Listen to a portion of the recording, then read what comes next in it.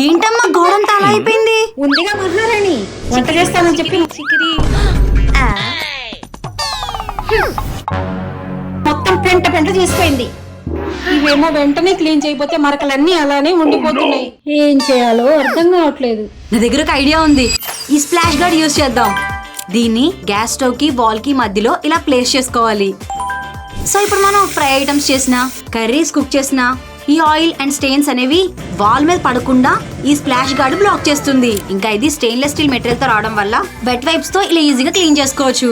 ఇంకా ఇది heat resistant కూడా. సో ఇప్పుడు కుక్ చేసిన హాట్ డిషెస్ దీనికి తగిలినా సరే వేడికి ఏం కాదు. ఈవెన్ దీనికి ఎడ్జెస్ లో రబ్బర్ గ్రిప్స్ ఉండడం వల్ల కుక్ చేస్తున్నప్పుడు డిషెస్ తగిలినా సరే మూవ్ అవుతుంది తప్ప కింద పడట్లేదు.